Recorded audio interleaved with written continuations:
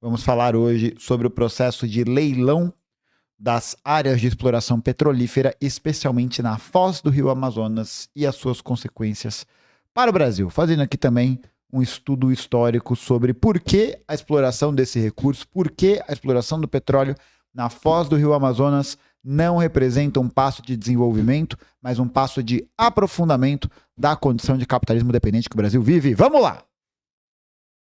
Olha aí, a Agência Nacional de Petróleo concede 19 áreas para exploração de petróleo na foz do Rio Amazonas. Bom, então, gente, é o seguinte, a ANP, no dia de ontem, concedeu 19 novas áreas para poder explorar o petróleo na região.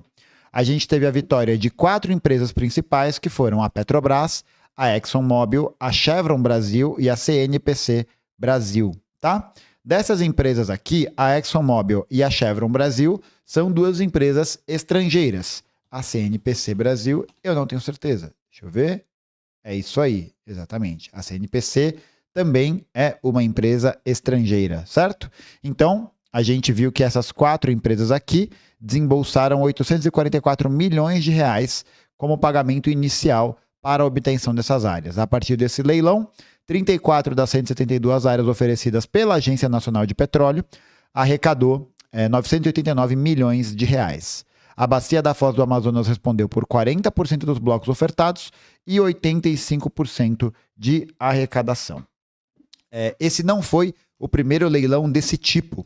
A Agência Nacional de Petróleo já havia feito um leilão dessas, de algumas imediações e de áreas para exploração petrolífera em 2023, quando 602 áreas foram colocadas para leilão.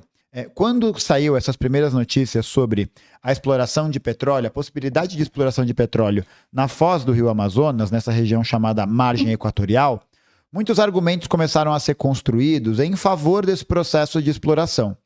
Porque se avaliou que com a retirada de petróleo, de águas profundas dessa área, isso ajudaria a promover um desenvolvimento econômico da região norte, a partir principalmente da distribuição de royalties sobre a exploração do petróleo. Ou seja, sobre a distribuição que as empresas deveriam dar sobre os direitos de exploração do petróleo. Então, se a ExxonMobil, por exemplo, começa a explorar o petróleo naquela região, ela deveria conceder uma parte do direito, do lucro, na verdade, proveniente desse direito de exploração para, enfim, alguma organização, para o governo, etc, etc, etc. Então, esse processo de busca pela exploração na margem equatorial, ele já vem acontecendo há algum tempo.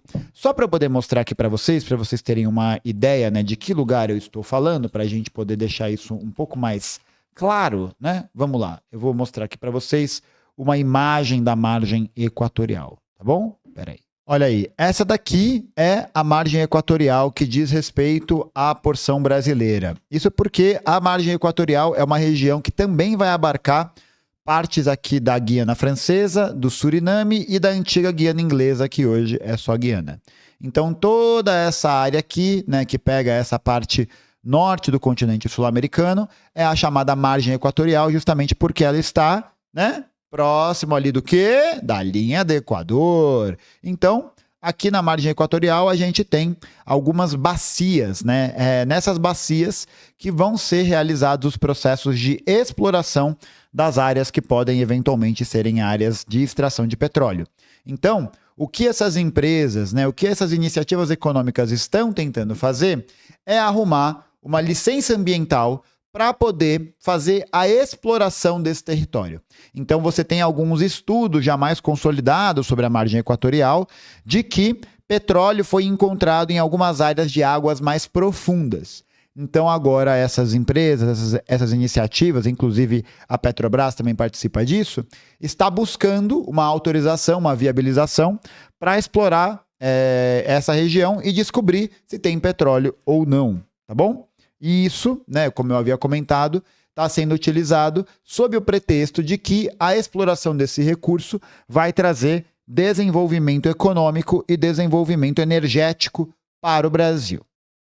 E é claro que aí tem uma questão, Aí tem um ponto importante e que a gente vai hoje entender, que é o fato de que a exploração da margem equatorial não só não vai trazer desenvolvimento econômico para o Brasil, porque a gente vai primeiro questionar o que significa esse desenvolvimento econômico, e em segundo, a gente vai ver também que a exploração desse recurso não vai ser destinado para o abastecimento e o enriquecimento energético local, mas vai ser destinado para o mercado internacional. Vamos entender aqui. Já faz algum tempo que o petróleo brasileiro ele não tem sido dedicado para o processo de refino e de distribuição no mercado interno. Desde 2016, está em curso uma política na Petrobras, que é a chamada Política de Paridade de Preço de Importação, a PPI. A PPI foi uma política implementada pelo governo Michel Temer e que mudou a maneira de como os investimentos e o cálculo desses investimentos, desses recursos econômicos, eram feitos pela Petrobras. Então, o que acontece? Até 2016, o processo de precificação, o processo ali de estudo sobre os custos e operações da Petrobras era feito a partir do desenvolvimento, do estudo do custo nacional de produção. O que é esse custo nacional de produção? O valor do petróleo que era comercializado era calculado a partir das condições nacionais, das condições brasileiras no nosso território em extrair e refinar o petróleo.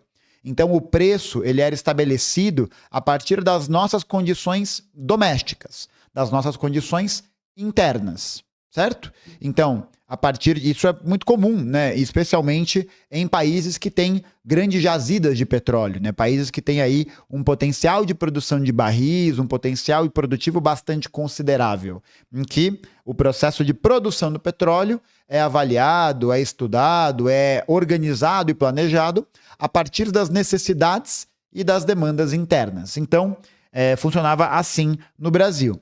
E especialmente entre os anos aí de 2008 e 2015, houve um avanço muito grande do Brasil no processo de extração do petróleo para buscar a autossuficiência. Então, o Brasil ele comprava algumas partes desses combustíveis, desses derivados do mercado internacional, mas com o avanço da exploração petrolífera, sobretudo no pré-sal, no Campo Salles ali, que foi descoberto e que passou a ser um grande chamariz de interesse internacional, o Brasil começou a caminhar para essa autossuficiência. Então, o Brasil ele teria à disposição, e a Petrobras fez isso, ela desenvolveu recursos de pesquisa, científicos, tecnológicos, para viabilizar a exploração do pré-sal. O pré-sal ele foi concedido durante muitos anos para empresas privadas fazerem essa exploração. A Shell, a empresa holandesa, anglo-holandesa, ela ficou ela pôde atuar nessa região durante muitos anos, buscando o petróleo que havia sido hipoteticamente colocado ali pelas pesquisas mais recentes. E ela não conseguiu. Portanto, ela concedeu a exploração da bacia do pré-sal para a Petrobras. E aí a Petrobras foi lá e mostrou que existia o pré-sal e conseguiria também fazer essa extração. Então, essa extração, essa descoberta do pré-sal, ela acabou sendo um ponto muito importante, porque ela vai também ser o início de uma visão que o Brasil pôde ter naquele momento de buscar a autossuficiência. Porque o petróleo que se extrai do fundo do mar, que se extrai ali dessas águas profundas, ele não vem pronto.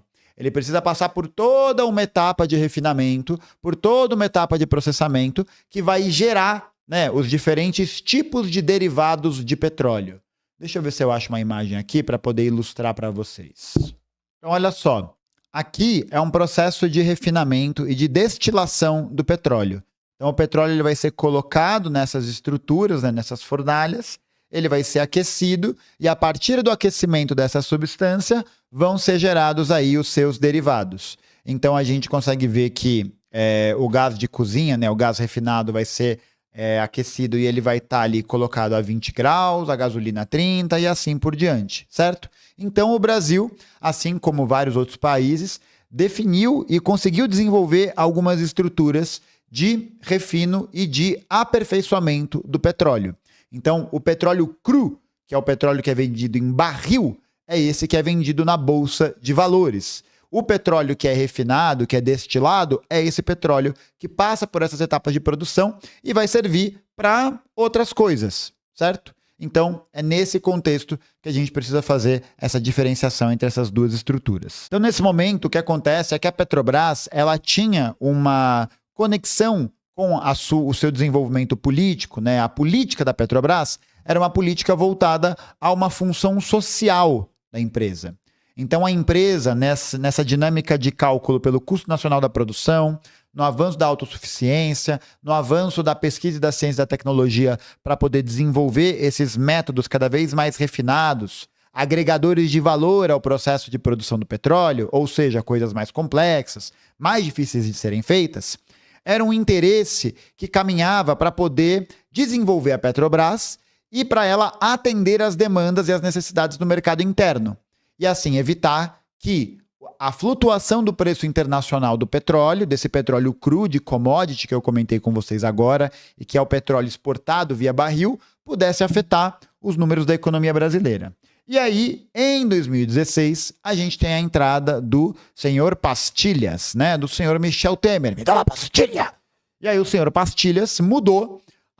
Caralho, o senhor Pastilhas foi foda. Mas aí o senhor Pastilhas mudou a política da Petrobras dessa centralidade do custo nacional de produção para a política do PPI. PPI é o preço de paridade de importação.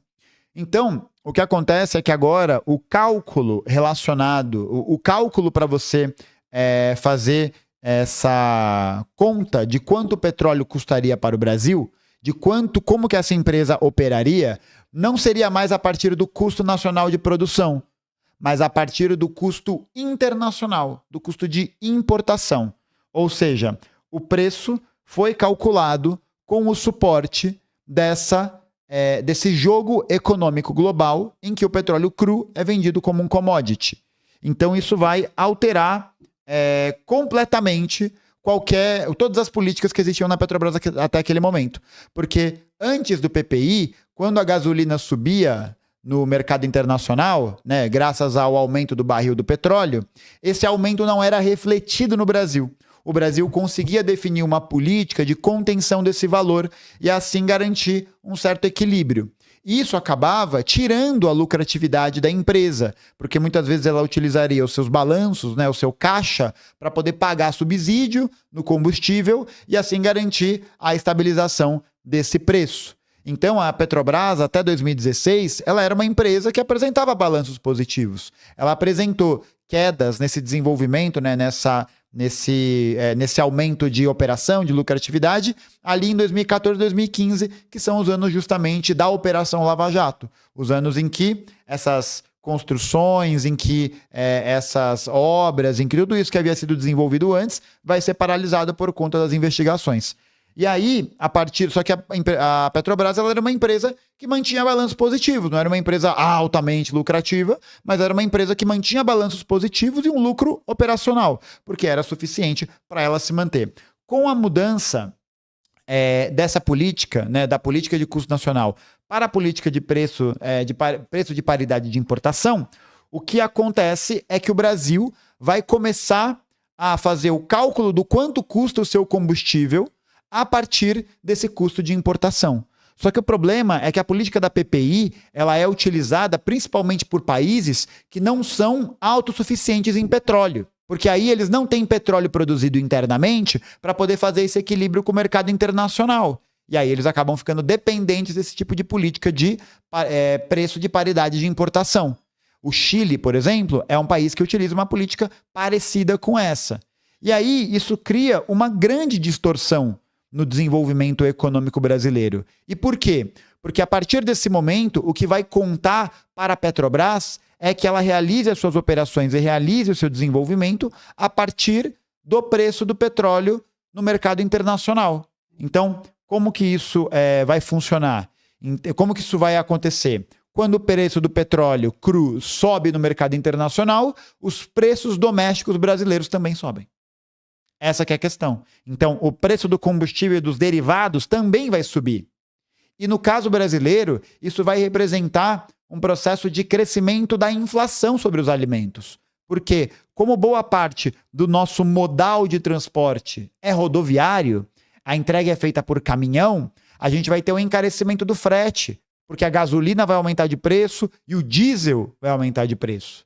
E isso numa lógica em que a gente poderia desenvolver combustíveis, gasolina e diesel, por exemplo, a preços muito menores, numa lógica voltada para o custo nacional e que não se faz porque se mudou essa política da PPI, né? Então, isso vai acabar levando a um processo de encarecimento cada vez maior da operação da empresa. Então, a empresa ela vai comprar cada vez mais combustível de fora e ela vai passar a tentar vender mais combustível para fora também. Então, nesse movimento, o que acontece é que a empresa, a Petrobras, ela começa a apresentar balanços positivos. Ela começa a apresentar balanços cada vez maiores e cada vez mais lucrativos. Então, a Petrobras, que antes era uma empresa que fazia um lucro operacional, que tinha uma distribuição de dividendos, mas que era mais equilibrada, agora vai passar por uma alteração dramática desse processo. Ela vai passar por uma redefinição completa da sua função social. Tanto que a Petrobras foi uma empresa que bateu o recorde de distribuição de dividendos no mundo todo. Em 2021, a Petrobras chegou a distribuir 20 bilhões de reais de dividendos. Ou seja, tudo que aquela empresa lucra vai ser o lucro líquido daquela empresa, né? Então, tudo que ela faturou, tudo que ela conseguiu juntar de dinheiro, menos o custo da sua operação, vai virar lucro líquido e esse lucro líquido vai ser distribuído entre os principais acionistas da empresa. Porque o que acontece? A Petrobras, ela não é uma empresa 100% estatal. Ela é uma empresa de capital misto. Então, o Estado é dono de uma parte e os investidores privados são donos de outra parte. O governo brasileiro, a União, né, do Brasil, detém 50,26% das ações da Petrobras. Então, se entrar, por exemplo, 100 bilhões de reais de lucro líquido na Petrobras e isso for ser distribuído, o governo brasileiro, vai ganhar 50 bilhões e 26, é isso? 50 bilhões e 260 milhões de reais. 50,26. Então, ele vai ganhar isso, né? E aí, o processo de divisão dos dividendos entre outros proprietários vai ser redistribuído. Como a Petrobras é uma empresa de capital misto, isso significa que qualquer pessoa pode ir na Bolsa de Valores e comprar ações da Petrobras. Então, quanto mais você compra ações da Petrobras, mais você vai se tornar um acionista. Esse que detém ações sobre qualquer empresa, né? Então ele vai ter, às vezes ele tem um poder de decisão, de participar do conselho, de participar das reuniões, etc, etc. Mas o que acontece é que a gente vive dentro de um sistema em que o monopólio do poder econômico vai se apoderar das maiores fatias da Petrobras. Então, boa parte das ações da Petrobras, elas são controladas por grandes fundos de investimentos, por grandes empresas que têm seus negócios nesse setor e que participam e decidem as reuniões do Conselho da Petrobras, que podem participar das assembleias de acionistas, diferente de você que tem 100 papéis da Petrobras e está se achando aí, né, o Ike Batista. Então, tem que entender isso também. O processo de controle dessas ações por esses grandes conglomerados define qual caminho a Petrobras vai tomar. Então, como a Petrobras hoje cobra por um combustível que é importado, sendo que ele tem produção nacional, o que acontece é que a gente, eu, você e o Zubumafu toma no brioco, né? Por quê? Porque vai ter que ficar pagando R$8 no litro da gasolina. Porque o preço dos derivados, porque o preço de tudo que é do petróleo daqui vai ser transformado, né? Vai acompanhar, na verdade, a cotação internacional. Ou seja, a gente vai pagar mais caro por um bagulho que podia ser mais barato, e é nessa diferença que a Petrobras vai acumular os seus superávites astronômicos, monstruosos, e que vai servir para poder pagar dividendos aos acionistas. Então, especialmente em 2016, essa preocupação da Petrobras como uma empresa lucrativa e não uma empresa de investimento vai ser a ordem do dia. Então, essa margem de lucro líquido que está sendo utilizada, né, que está sendo obtida por esse desequilíbrio, vai gerar um montante gigantesco de dinheiro. Só que esse dinheiro, ele vai para onde? Esse dinheiro vai para a compra de refinarias, para o processo de aprimoramento produtivo, para o investimento em ciência e tecnologia, para a melhoria das condições de trabalho dos petroleiros. Não! Não, esse dinheiro vai ser tirado desses setores. Essa que é a questão. O dinheiro do investimento que possibilitaria essa expansão da Petrobras como uma empresa autossuficiente, de soberania energética, etc, etc, etc, vai ser direcionada para onde? Vai ser direcionada para o montante astronômico de lucros que vai ser distribuído entre os acionistas. E aí que está o pulo do gato. Porque o que acontece é o seguinte, apesar do governo ser detentor de 50,26% das ações da Petrobras, ele detém somente 36,6% do capital da empresa. Então, os outros 64% do capital da Petrobras, ou seja, de toda essa estrutura produtiva, de toda essa estrutura geral, né, de produção, está nas mãos do capital privado. E desse capital privado, quase metade é de capital estrangeiro. Quase todos os acionistas da Petrobras, que não são o governo, fazem parte desse conglomerado de acionistas estrangeiros. Ou seja, uma parte considerável desse montante, desse lucro líquido, vai para onde? Isso mesmo, para o capital estrangeiro. Vai para a acumulação desses grupos. 40% das ações da Petrobras são negociadas na Bolsa de Valores. De Nova York. 40% disso. Então, só para vocês terem uma ideia, em 2021, a Petrobras distribuiu 20 bilhões de dividendos. Em 2022, no recorde histórico, 215 bilhões. 215 bilhões de reais de dividendos. Em 2023 e 2024, a gente está falando de uma cifra de 100 bilhões de reais.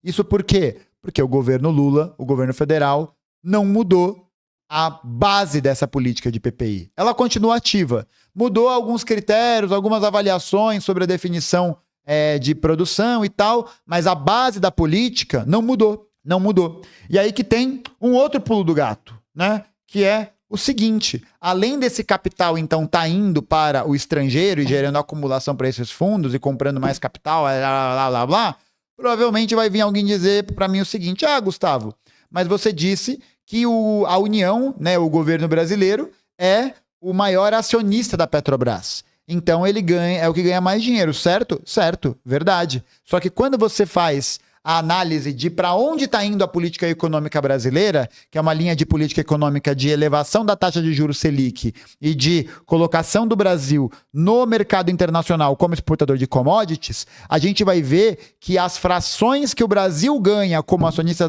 do governo da União vai ser transformada em pagamento da dívida pública.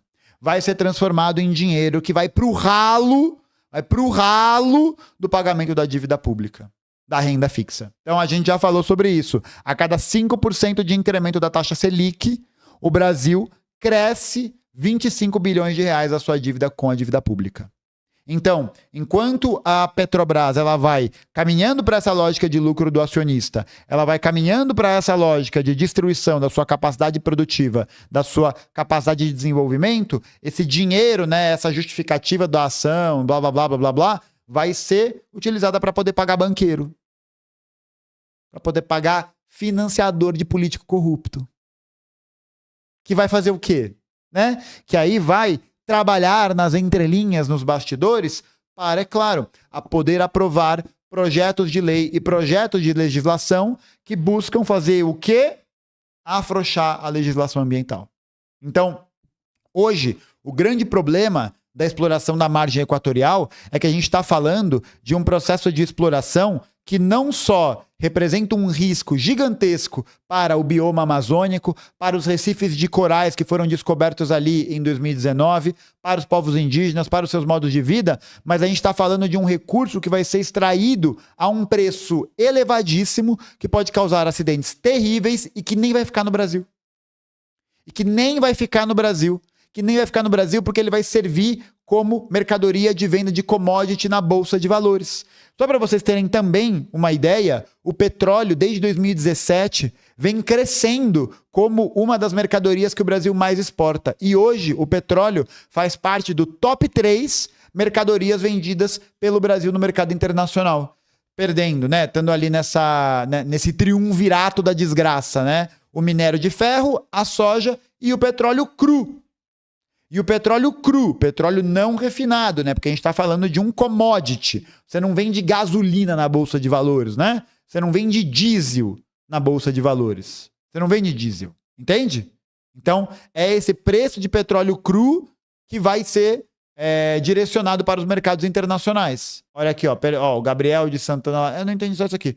A cada 0,5% da taxa percentual Selic que aumenta, custa mais 25 bilhões de reais. É isso, certo? Só para, enfim, deixar claro, não sei se tinha ficado claro. Então, essa lógica, ela tá encaixando perfeitamente com o papel da economia política que o Brasil está assumindo. Que o Brasil assumiu com Michel Temer, com Bolsonaro e com Lula, que é o papel de economia dependente, que é o papel de asseguramento de uma estrutura produtiva primária. A gente está falando de um processo de aprofundamento do nosso lugar enquanto exportador de mercadorias com baixo valor agregado. E enquanto isso, você tem um desinvestimento cada vez mais robusto no processo de desenvolvimento técnico-científico, a diminuição do orçamento para a educação, para a universidade, para o desenvolvimento da pesquisa na Petrobras, né? De pesquisa para poder promover esse desenvolvimento que garanta uma soberania geral. E aí, nesse contexto, que o processo de exploração da margem equatorial aparece. É uma região que já tem interesses ali históricos, econômicos muito grande. Porque é uma região que já há algum tempo, desde 2013, você tem ali relatos e registros de locais de exploração petrolífera, especialmente na Guiana, que passou a ser explorada por uma empresa, como eu havia comentado, uma das estrangeiras que arrematou os lotes da margem equatorial brasileira, que é a ExxonMobil. E aí, nos últimos tempos, a gente viu que essa lógica e esse acordo com a dependência e a destruição do Brasil em nome de uma economia neoliberal, de uma economia cada vez menos complexa, de uma economia que vai arremessar a classe trabalhadora, arremessar os povos indígenas, arremessar a natureza para o abismo, é algo que está sendo feito não só com a leniência, com a concordância, mas também com a movimentação do governo brasileiro, certo?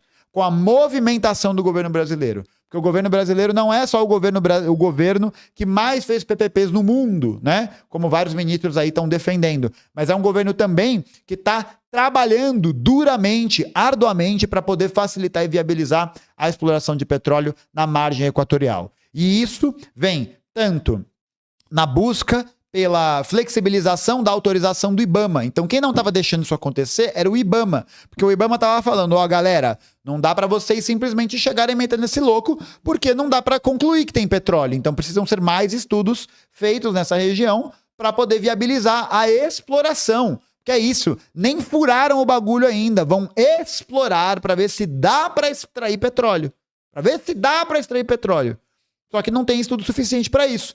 Só que em maio desse ano, a partir de uma pressão intensa realizada pelos membros do governo federal, o senhor Lula incluindo disso, houve aí a aprovação da última etapa para a realização desses estudos, o que provavelmente vai caminhar para a consolidação e a aprovação da exploração do petróleo nessa região.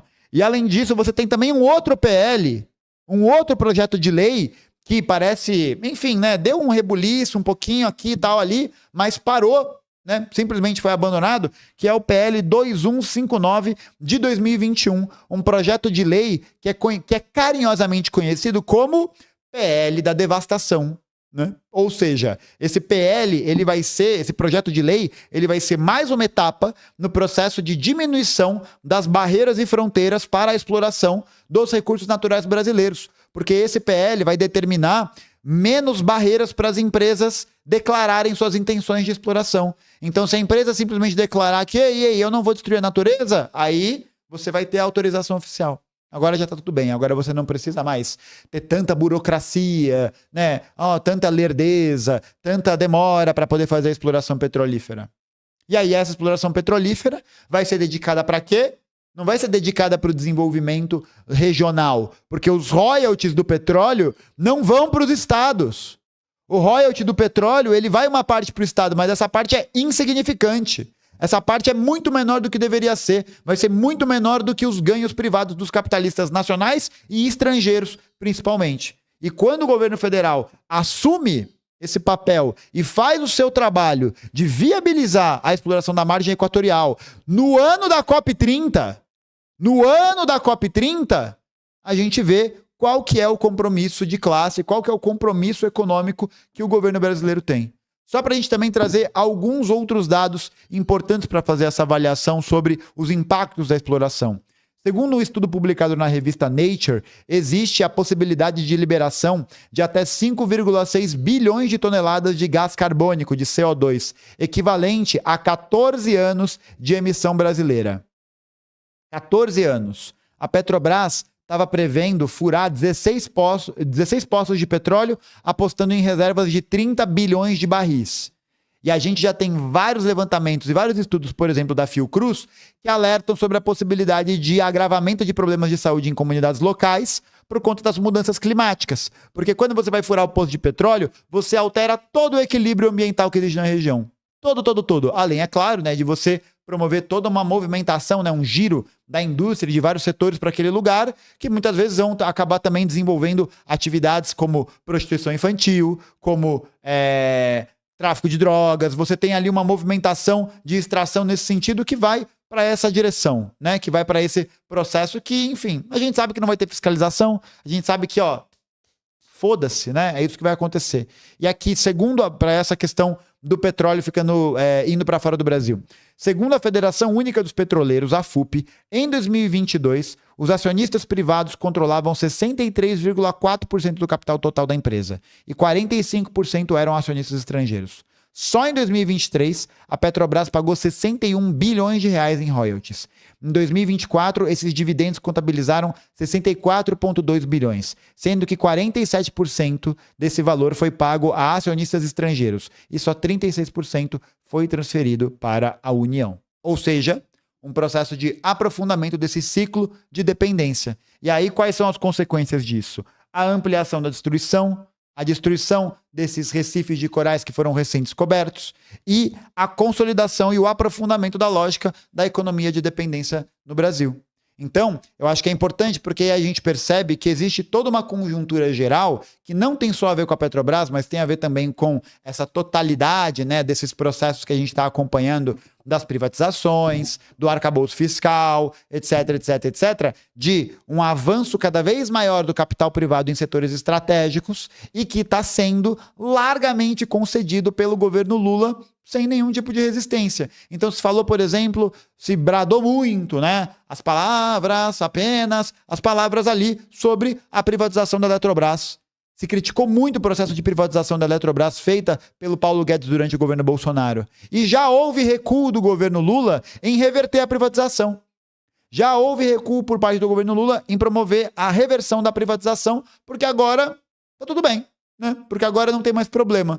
Além disso, a gente está vendo o aumento do número de leilões, já falei disso aqui várias vezes, mas o processo de leilão das linhas de transmissão elétrica que foram entregues a capital chinês. 77% dessas linhas de transmissão elétrica serão entregues a empresas chinesas. E um outro detalhe importante, qual é o país para onde vai a maior parte do petróleo que a gente extrai aqui? Para qual lugar? Adivinha? Matéria do Poder 360. Vocês acham que foi? Israel foi um parceiro importante. Inclusive tem essa ainda, né? Uma parte considerável do petróleo cru exportado pelo Brasil vai para onde? Vai para Israel. Mas, no último período, quem teve um incremento considerável na compra do petróleo bruto brasileiro foram justamente as empresas chinesas, as refinarias chinesas. Em 2024, a China comprou 44% do petróleo exportado pelo Brasil. 44%. Nenhuma novidade, tá? Aqui, para a gente poder terminar com essa matéria, Brasil exportou 52% de sua produção de petróleo em 2024. O país comercializou 640 milhões de barris de óleo ao exterior e alcançou a maior participação de exportações em 25 anos. Como o processo de exportação se torna carro-chefe da indústria petroleira brasileira a partir de 2016. Em 2024, o petróleo foi o principal produto de exportação brasileira, ultrapassando a soja. O valor total das exportações de óleo cru foi de 44,8 bilhões de dólares, um avanço de 5% ante 2023. O montante exportado pela Petrobras no ano passado O montante exportado pela Petrobras em 2024 representa toda a produção da companhia em 2007. Esse é o nível e essa é a diferença. E é claro, né? Num cenário em que as crises internacionais se aplacam de maneira cada vez mais profunda e aguda, a demanda pelo petróleo brasileiro também vai crescer cada vez mais. E aí a gente tem, finalmente, o asseguramento do Brasil nesse lugar de uma economia de capitalismo dependente, voltada para a exportação, e que vai continuar nessa jornada de destruição completa, especialmente na região norte, né? Numa região que já é historicamente alvo desses projetos supostamente desenvolvimentistas a partir da construção de várias usinas hidrelétricas, de estradas e tudo mais, e que na verdade só servem como justificativa para poder aplacar uma exploração interminável e implacável por essas forças do capital nacional, do capital estrangeiro, dos capitalistas no mundo todo. Tá bom? Mas eu quero saber o que você acha sobre esse tema. Se você acha que a exploração da margem equatorial vai dar bom, se não vai dar bom. Comenta aqui embaixo o que você achou da análise. Pode me elogiar, pode me xingar, pode fazer o que você quiser. Só não se esqueça de comentar, de curtir e de se inscrever aqui também nesse canal, certo? Espero que tenham gostado dessa breve análise. Se não gostou também, sinto muito. É isso. É nóis, um abraço, tchau.